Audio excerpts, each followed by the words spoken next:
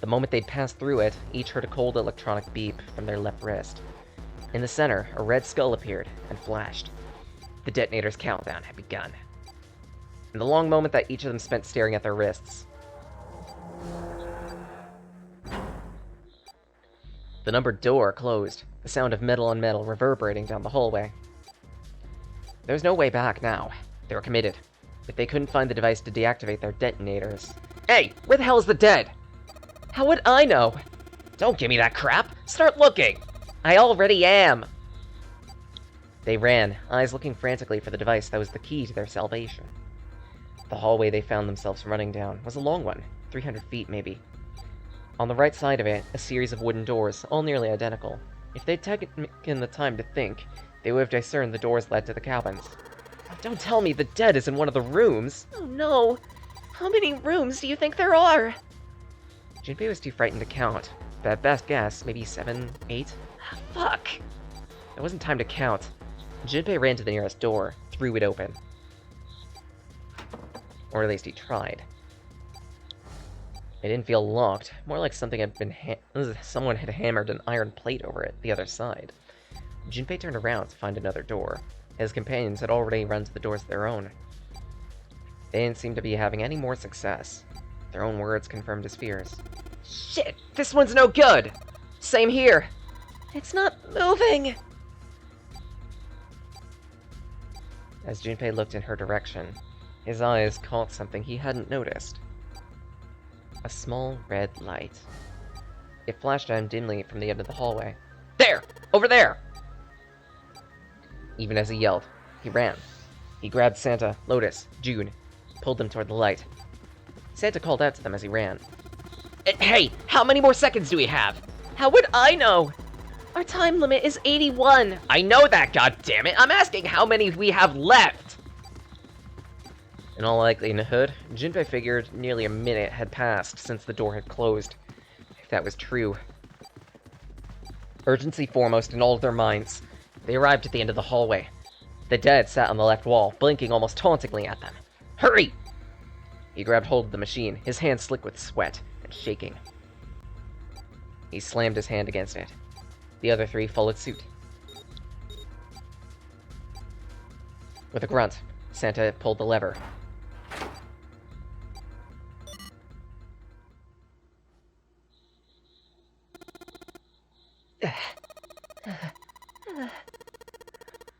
Looks like it stopped. His hands were beginning to steady. Junpei wiped some of the sweat beading on his forehead. As they caught their breath, the four looked around. At the end of the hallway was a heavy set of double doors. Set into the walls of the hallway on either side of the larger door were two smaller ones. They all needed inspecting, but Junpei began with the largest of the three, the double doors. How many times had he come across similar doors with similar results? Or maybe, he corrected himself, more lack of results. Whatever the reason, the door remained firm and unyielding, and refused to allow them passage. Near the handle was a keyhole.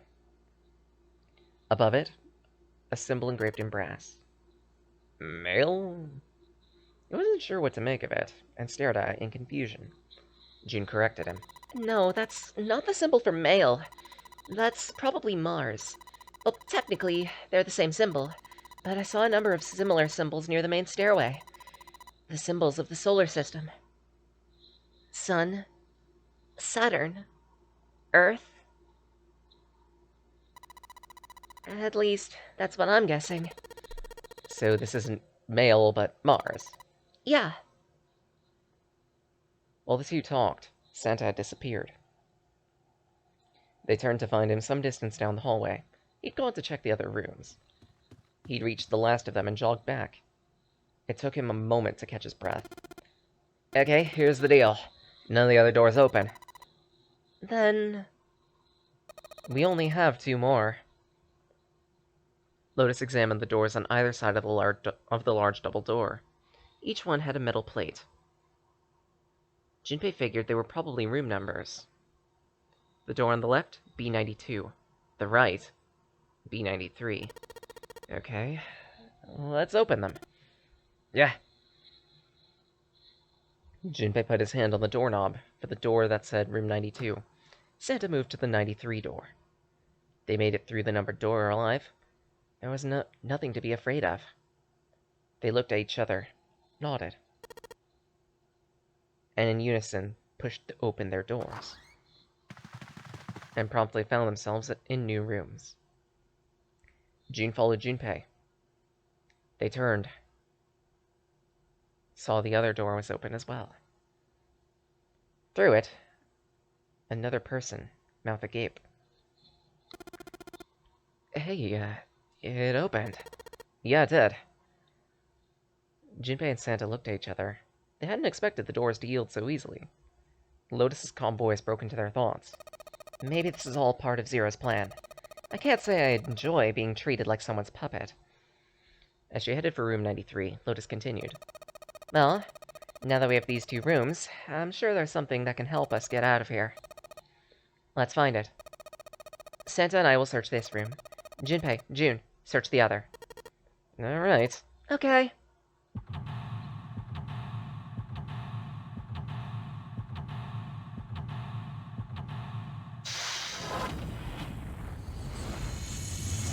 Does Junpei remember what happens between restarts? We don't know. That's a detail we don't know. All we know is we're playing through the same thing over and over again.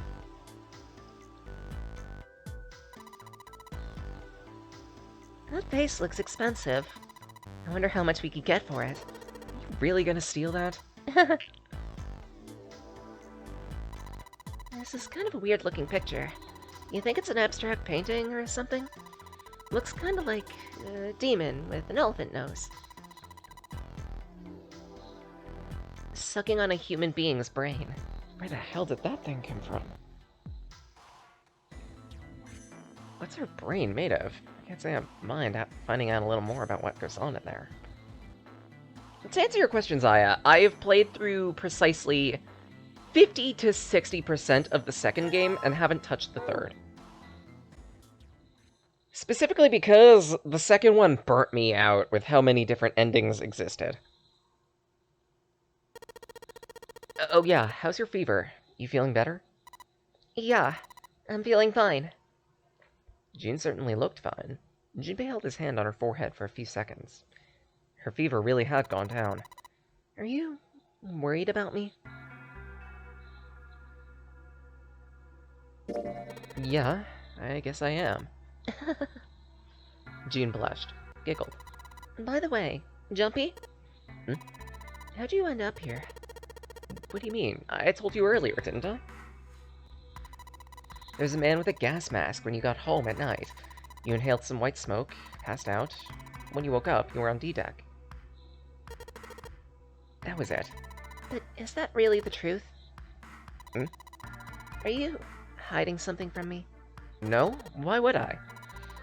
Well, if you think about it, this is oddly suspicious. I mean, why would two childhood friends bump into each other in a place like this? I could ask you the same thing, you know. Are you hiding something? Why would I hide? I don't know. Anything. I mean, you're hiding it. How would I know? You mean, like, the number of men I've dated? Junpei's heart stumbled over itself. What, you want to know? You had to admit, he was curious. Don't worry. Only 18. Times 0.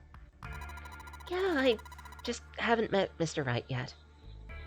June looked a little embarrassed, scratched the back of her neck in a desperate attempt to seem nonchalant. Junpei coughed in much the same way. Anyway, I'm not hiding anything. Just like you. When I woke up, I was on D-deck. You do have a point. I mean, why did Zero pick us? We haven't seen each other since elementary school. June nodded, and for a few moments had the faraway look of someone in deep thought. Look for what connects the victims, and that will lead you to the culprit. Seven said something like that. That's what I'm saying. This must have all happened and had something to do with the classmate of ours, maybe. You got ideas for whom it might be? Nothing. If it had something to do with school, it could be one of our teachers, or maybe the principal. Or the janitor or the lunch lady. No, I can barely remember them. I know.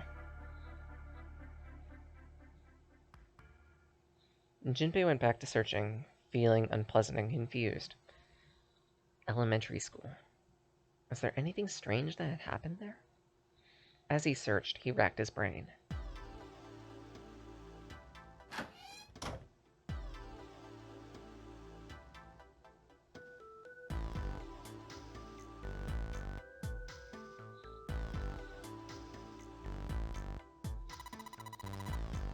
It's a bottle with water. This is a bedroom. Maybe they have it because your throat always feels dry when you wake up, you know? My throat's dry, but I don't think that's because I'm a little nervous. Well, we did run a lot. We're kinda sweaty. Did you want to take a shower together? What? Just kidding. Too late to take that back. My brain's already working out the picture. My throat was dry already. This isn't helping. This isn't a painting. Is it a map? It looks like a map of the ship's interior. This is a great find. It'll be really useful. Let's take it.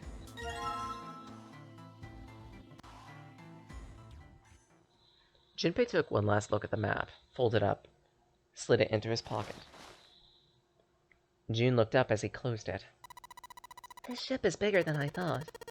Yeah, maybe like 900 feet?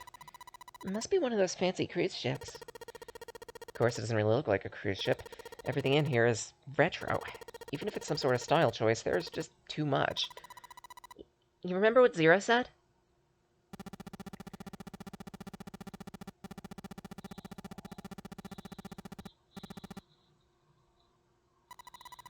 You think maybe this boat and the Titanic have something to do with each other?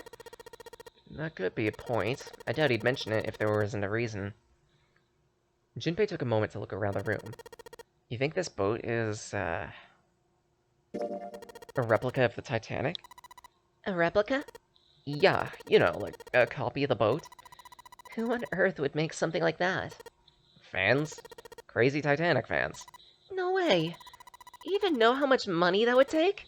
No idea, but all they've got to do is break even. Break even? Yeah, they could use it as like a cruise ship or a museum. Climb aboard a piece of history, sail around the world in this resurrected Titanic. Hell, with marketing like that, they'd probably have more customers than they'd know what to do with. You really think people would want to ride on a ship with such an ominous past? It's the site of the worst accident in history. I don't know about that. I think we have worse accidents like COVID to worry about nowadays. Over 1,500 people died. I wouldn't be surprised if you got at least a little bit of the heebie-jeebies from that. A curse. You believe in that sort of thing? You know, curses and whatnot? I guess, to an extent. Jinpei scratched his temple. What about you? I guess that's kind of a dumb question. I do. In fact, I bet it was a curse that sunk the Titanic. What? A curse sank the Titanic. The curse of the Egyptian mummy. Jinpei couldn't understand how June could make a straight face for something like that. Supposedly, the Titanic contained the mummy of the priestess Amun-Ra, which was stolen from a pyramid. A period, yes. It was indeed stolen from a period. It belongs in a museum. Doi. They say that mummy had a history. Everyone involved with it died of mysterious deaths. Come on, I'm sure you've heard of it. Those who open the coffin are forever cursed. Haven't you heard that one? So you're saying the Titanic sank because of that curse? Yeah. Jin's eyes had lit up with excitement, like a child with a new toy.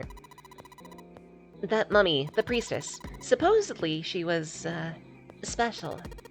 What do you mean? Well, supposedly she was really pretty. Pretty. Yeah. But she was a mummy. Oh, that's right. She wasn't all shriveled up or rotten or anything. She looked just like she was alive. Oh, I get it. That thing, I don't remember the name, where your body turns into some kind of wax. If the dead body is put in the right sort of environment, the fat turns into something like candle wax, and, Yeah, saponification. But that's not what it was. Huh? That's not it. She wasn't wax. They say she was frozen. What? Frozen?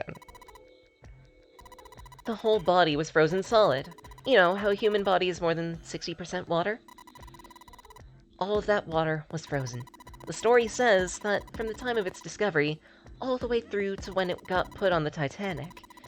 And even though it was carried through the desert, her body never melted. June and Junpei talked a little more, went back to their investigation. But even as they did, his mind went back to what she'd told him. Ice that wouldn't melt, even in the desert. Could such a thing really exist? No. If it could, then it wouldn't exactly be ice, could it? The more he thought about it, the more his head hurt, like he'd eaten his ice cream too fast.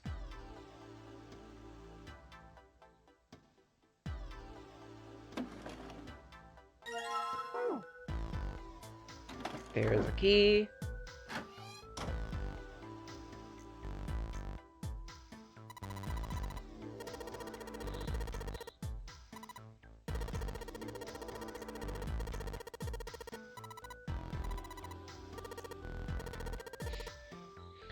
I love how in this little bit scene between the two of them, like, you could kind of tell that June really cares for Junpei, just from how she phrases everything. It's almost like a form of jealousy.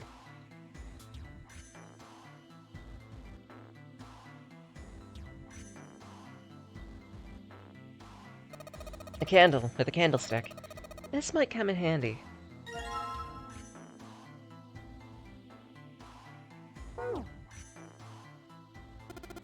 Well, this is a display case. Check it out. These plates and shit look really expensive. Wanna take a look? That's a pretty weird design. It looks like a Holstein pattern. It's locked? Looks that way. Then we need to find a key. Which I believe we... I think we do have the key? Guess this is the wrong key. Well, that means there's gotta be another one somewhere around here. Otherwise, we aren't gonna be able to open this thing. Hey, Junpei, that room's pretty dark. You got something that'll give us some light? Well, technically we have matches, but the matches aren't gonna last long enough. We're better off using a candle.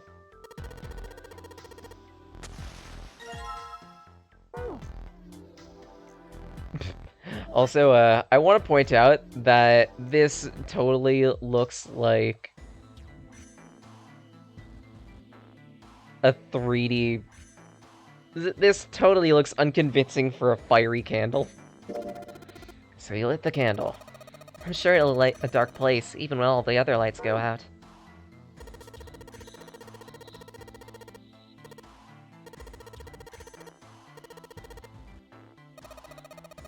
You could set the candle on top of the dresser. It's flat there. It won't fall over. Oh yeah, good idea. This candle will last until we've solved everything in the room. Hey, it got pretty bright. We can look around a little. Such, we do have a dresser key for this. Which gets us... a plate. That's a strange design. Is it ceramic? It doesn't look like there are any puzzles in it. That's because the puzzle is the plate itself. We'll get into that. There's something on top of the blanket. A curtain. Hey, what the hell? It just got dark. Maybe the candle got blown out. Let's go check up on it. That's a signal that you've done everything in the room. A candlestick covered in melted wax. Hey, what's this? It looks kind of weird. You're right. It's all bumpy. It almost looks like a key. I think I ran into a lock I couldn't open earlier.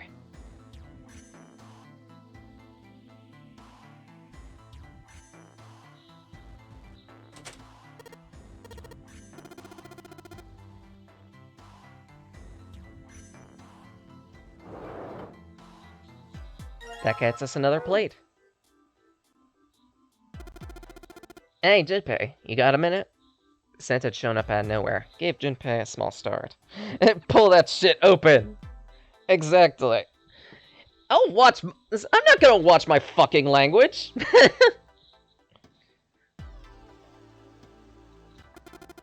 Here, take this. Santa pulled something out of his cough it. Ugh. It looked like a bookmark. A 4-leaf clover on it. What's this? I found it in between some of the cushions of the sofa. Pretty sure it ain't gonna be of any help, but we might as well hang on to it, right? Then why don't you hold on to it?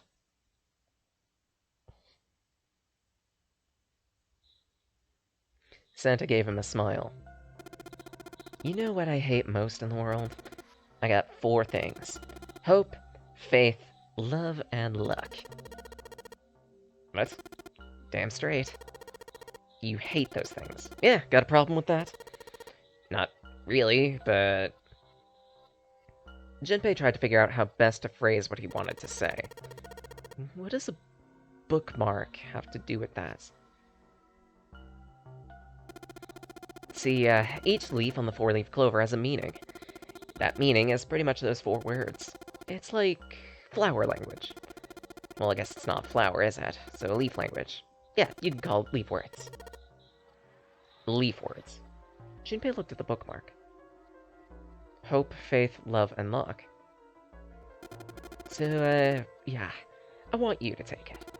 Just touching it gives me the creeps. Take the damn thing, alright? Santa pretended to shiver with disgust, shoved the bookmark into Junpei's hands. Junpei decided to keep it. After all, why wouldn't he? Okay, sure. He shoved it into his pocket, gave Santa a last confused look. Man, I feel a lot better. That thing was a real pain, you know? You really hate those 4 words? Yeah, well, they can all betray you, you know? Hope, faith, love, even your destiny. What had happened to Santa, Junpei wondered. How did he become such a bitter person? For a moment, they looked at each other. That's not my only reason, though. I just can't bring myself to like the number 4. What, worried about the 4 horsemen? Nah, come on, man, that's just silly. Maybe back in the Dark Ages, that crap scared people, but this is the 21st century. I'm a 21st century guy. Then why do you hate 4 so much? It's a half-assed number. Not the best, not the worst. That's why. What? 9 is a way better number. So what if it's the last place? At least it's not some lame-ass middle number. Santa's explanation made no sense. Junpei was even more confused. You play? Play? Well, like gambling? Yeah, of course. What else would I mean? Races?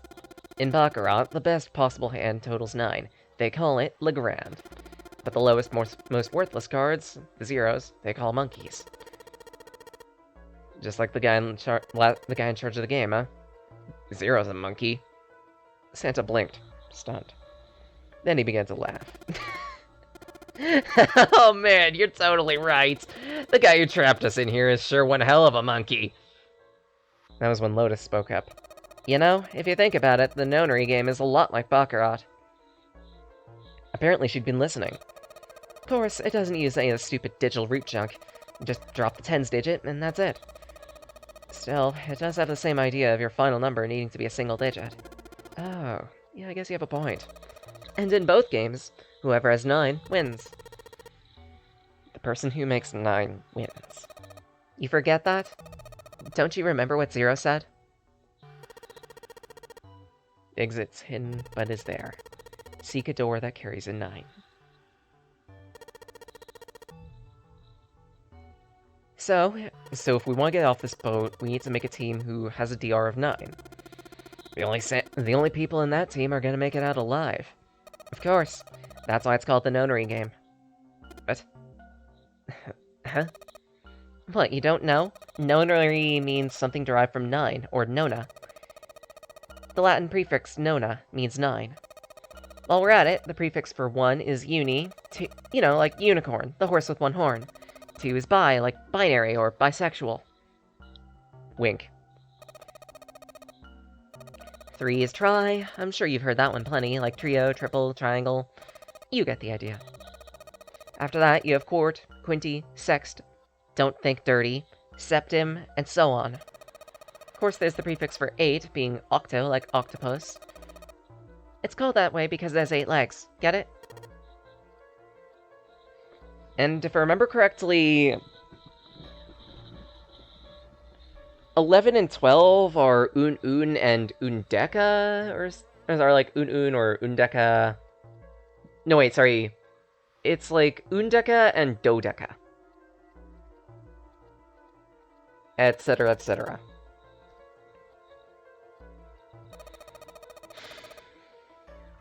So, how many of us are trapped on this ship? That'd be 9. And what are the bracelet numbers we have? 1 to 9. And our time limit? How many hours? Well, 9. And finally, to get out of this ship, we need to find the door with a 9. I'm making a team with digital root 9.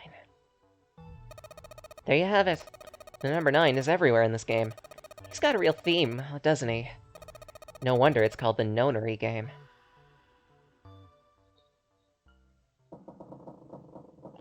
Somewhere far away, Junpei heard the creak of stressed metal, almost like Zero laughing at them.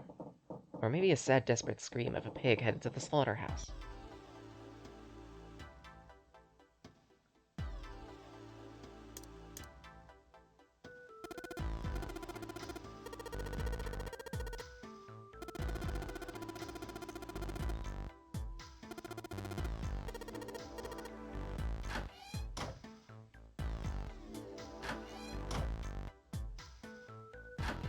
If I remember correctly, this curtain is going to be important for this room here.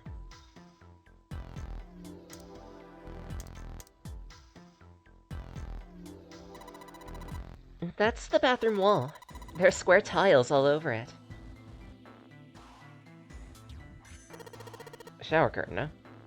Let's try closing it. That is some fine curtain. And now I want to be a total perv and say, does the curtain match the drapes? Yeah, I know what I deserve for that one. It's just a normal old shower curtain. Narrow shower, I'm standing in it with June. This is awkward. Let's open up this curtain. Hey, let's check the toilet. There's nothing there, the tank's empty too. There isn't even any water in it. A collection of full and partially depleted rolls of toilet paper. Someone was well prepared. Nothing too suspicious here. Yeah. Why don't we go back to the living room? Okay.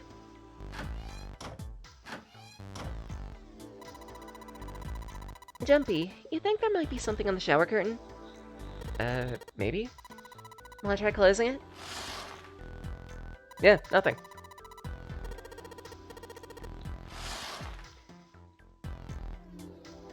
There's a reason why this bathroom is important, and it's because there's a bathroom on the other side.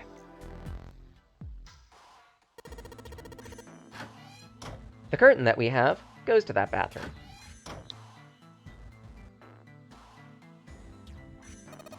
Some toilet paper. We've got 2 rolls, I guess. Is there anything in the toilet? Guess not. Tank's empty, too. And this is the bathroom wall. Whole wall's covered in these square tiles. But more importantly, there's a curtain rod running along the ceiling. Let's put that shower curtain on these hooks.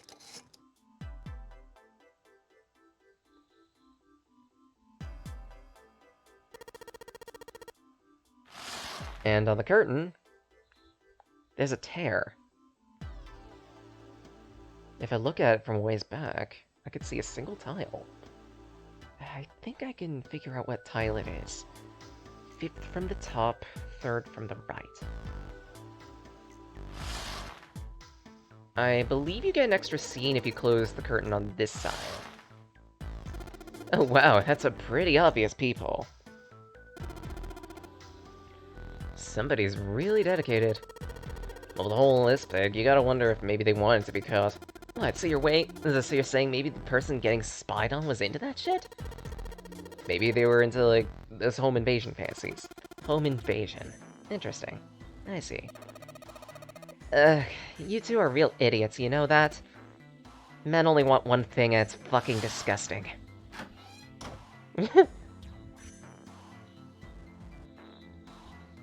Hello there, Ox. Hope you're doing well. Jinpei, if you miss her so much, you don't have to keep coming back here. Psst, that's not what this is. I'm just being, like, a bridge between the two rooms. Uh-huh. You just keep telling yourself that. Now get out of here. Go help June. But yeah, there's nothing important on the other side, but on this side, if we tap that specific tile, it's loose. Another weirdly patterned plate. If you've been paying attention, you've been noticing that these two rooms are fairly symmetrical to one another, save for a few key differences. The central puzzle of this specific set of rooms revolves around this painting back here. We've been trying to find the 3 tiles to go into this painting. Guess I'm supposed to put them into the empty spaces? Let's give it a shot. This puzzle should look familiar.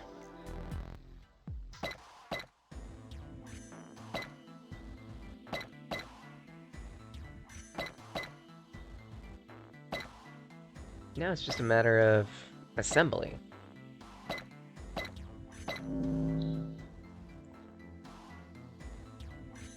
Yeah, you mostly had the spelling right. There's only one A, and it's the second of those 2 A's, but you've got the right